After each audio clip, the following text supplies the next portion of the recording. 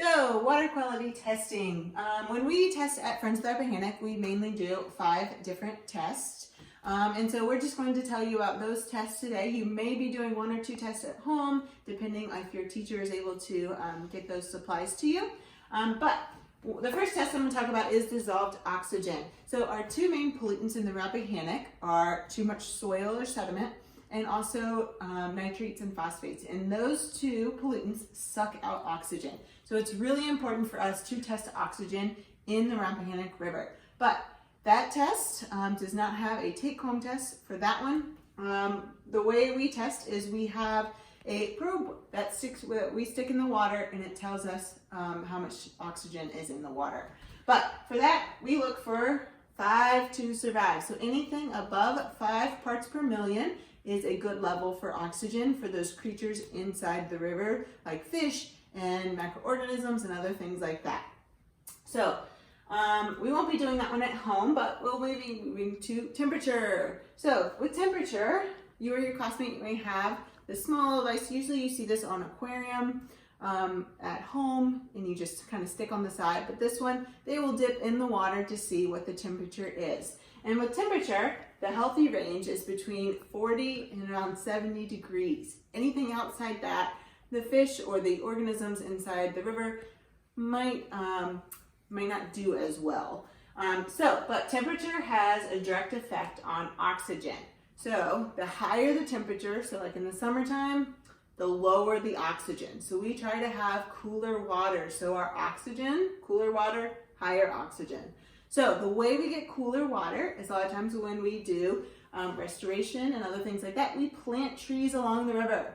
Trees are a great way, and they provide shade. So that shade makes that water cooler. So that's what we go for when we are planting those trees. Next, we have phosphates and nitrates. So that is basically the amount of fertilizer or extra nutrients getting in our river. That can come from people putting fertilizer on their grass, and it runs off into this local streets and the streams. Also, fertilizer coming from natural fertilizer like cow manure and other agricultural fields and farms. So when it gets into the river, it ends up growing algae. And what that algae does is it dies quickly, and it sucks out that oxygen. So extra nutrients, one of our top pollutants, sucks out oxygen. So with phosphates and nitrates, we like to have little or no evidence. So it's okay to have a little bit of phosphates or a little bit of nitrates, but very, very few amounts. So to test for nitrates, your classmates have this tiny little stick. It has 2 little squares at the bottom. They will dip it in the water, and they'll bring it back out, and it changes a color. And that color will tell us how many nitrates are in the water. As for phosphates, we have a little packet that has powder in it. They will open up the packet, put in the powder, stir it up, and if it changes color, that means that there's phosphates. So hopefully we get very clear water.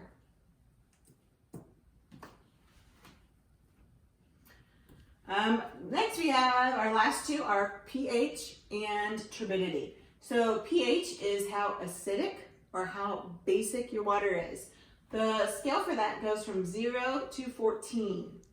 Right smack dab in the middle is the number that we would want. 7 is neutral. We like 7, okay? And if your water is more of a 0, it's very similar to battery acid. So it's very intense acidic between 0 and 6, okay? As you get closer to 7, it is more neutral. So up here you may have like tomatoes, they are acidic, or Sour Patch Kids, because they're sour, they have that acidity. 7, neutral, that's pure water, that's what we like. Once you get between 8 and 14, it is more basic. So that means like soap or laundry detergent. Those are more basic. Okay, so again, organisms can survive somewhere in the middle between 6 and 8. It's okay if it's one side or the other, but the closer to 7 they are, the better they're off. And for pH, we have a stick similar to nitrates. So all you do is your classmates will stick it in the water, bring it out, and it will change a color.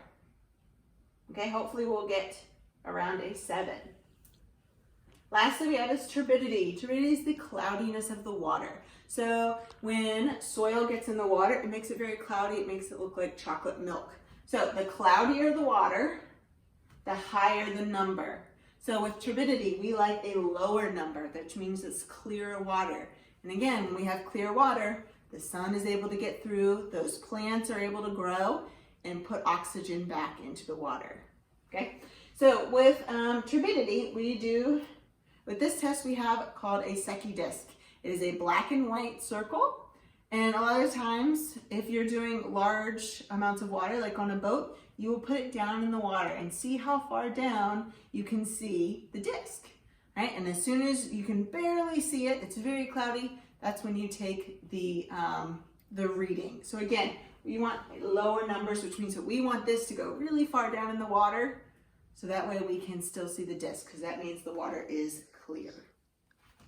So these are the 5 tests that we generally do at Friends of the Rappahannock to make sure that our water is clear. Hopefully that you have one of these tests at home, and so that you guys can discuss as a class to see water that's around you and see if that water is healthy.